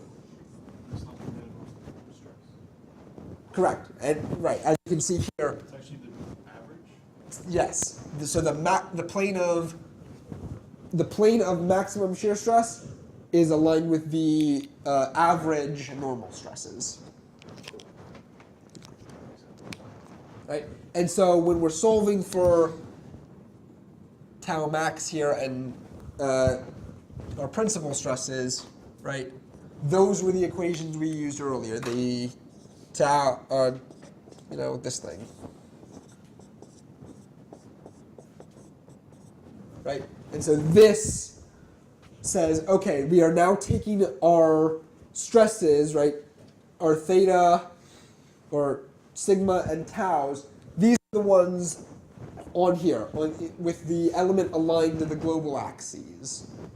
So we're taking those stresses, transforming them to find our largest values, our largest sigma and our largest tau. So then the larger of the principal stress is the value that you would plug into your MC over I to solve for height or area. Correct. So that's why you have to choose both. I'm sorry. There is technically a plus minus there. So yes, you have to look at both the plus minus. Now again, that's largest magnitude-wise, because you could get a Mohr circle that looks like this, where you've got a positive one here and a larger negative one there. Right? So then what's the point of them giving us an allowable stress? Because you need a basis of comparison. Right? You have to say, right, this is the value of, so if we say plus, right, we're looking at this guy here. Okay? So we're saying, is this value, right, what we're essentially saying is, in order for this to not fail, based on the geometry, right, because a bunch of geometry and the loading conditions go into making these values, right, we are saying, is this less than or equal to the allowable stress? Or essentially, we want to check the equal to, right? And so, based on all of that geometry that went into there, we need to find what can safely hold this load. Okay, and that comes from transforming the stresses on the global axes, transforming them to the principal ones, and checking to make sure that that largest stress value is still less than our allowable stress. It's larger, would just fail. Yes, if this stress is larger than the allowable, it fails. So then if it's equal to, then we use that value. And then if it's less than, we use the allowable value. If it's less, what you are solving for, right? You have to be solving for something. So you're either solving for a load, right? You're either saying what is the load that we can impart on this, given all of the geometry, or given the load missing something from the geometry, what is the the smallest number that this geometry can have? And so you're using this equation, and this you're given. So you're solving for something over here, because something over here will be in terms of either the load or that geometry factor.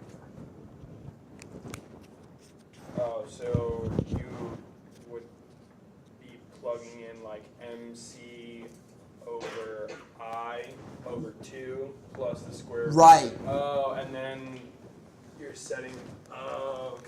Right. And that's what's equal to your allowable stress. Correct. Because you're not actually Yeah, you're not looking for a stress value. You're looking for either a load or a geometry value, based on a F ton of substitutions. So you'd have to find your max shear and your principal stress, like your principal shear and your principal stresses. Principal shear and principal. Whatever it's like theta S. Yeah. So yes, you need to look at both of these, right? Because again, the load that, or the dimension or the load that can be held by this guy may not be able to be held for this guy. Right, so you need to compare both of them. So if you're solving for, like, say, in terms of H, right, you're setting it equal to your allowable stress, how will you know that that value checks out? Because that's how you set this up. You set it up so that right? That's why we use the allowable stress. This is a factor of the material. Okay, so we would never ever get a case where it would be greater than the allowable. Correct. Because you set it up to account for that. Now, You could have problems where it asks for a factor of safety as well, right? Because in the actual world, you don't want it to ever even get close to this. And then you would just plug the allowable into like the stress over factor of safety.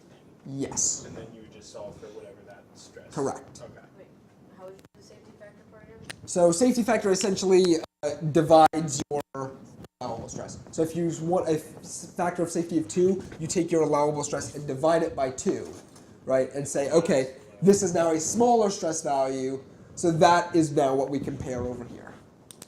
So your allowable stress divided by your factor of safety is now what you set equal to your principal equation over there.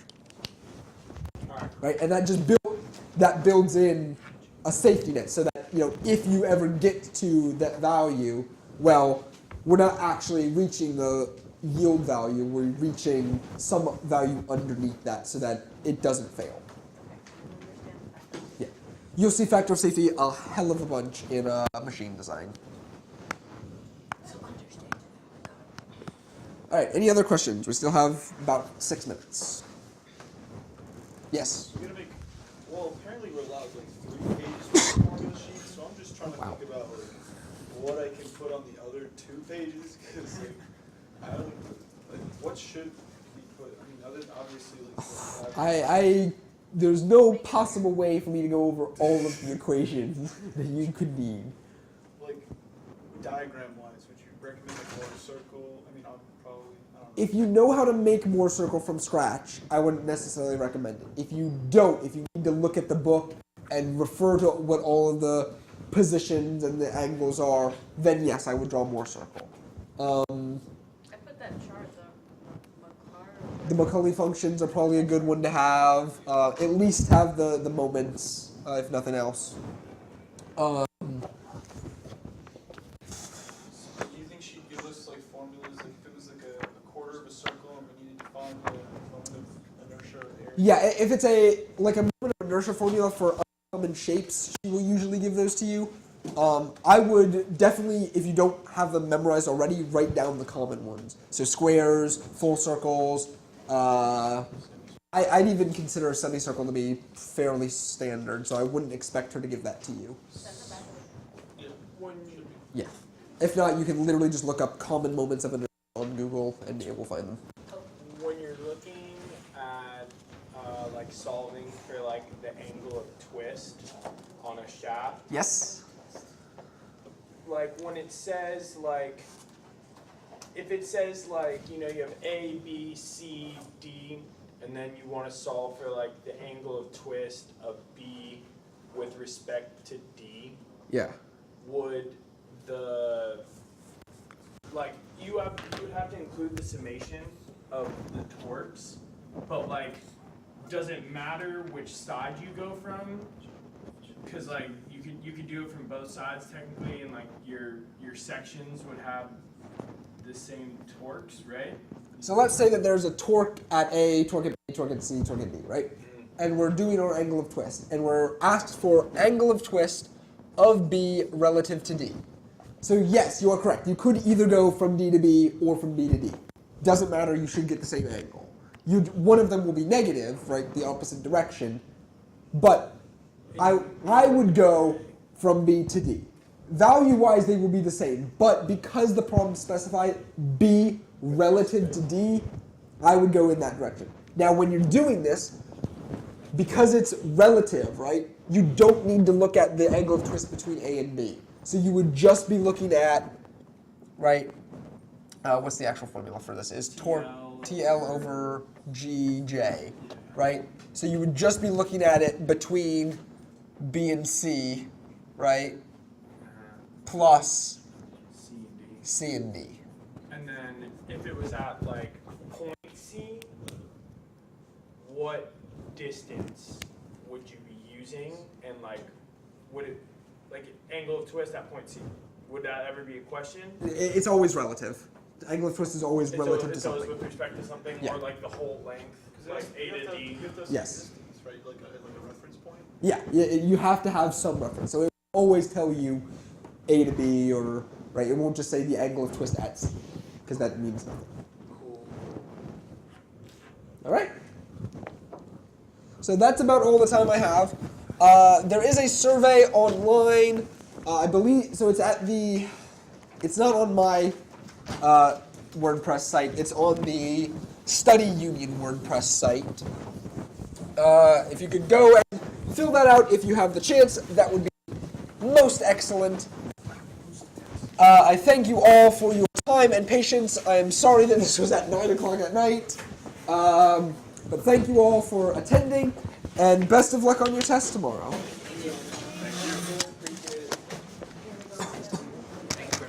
No problem. Yeah, thank you for coming. Motivational. Thank you very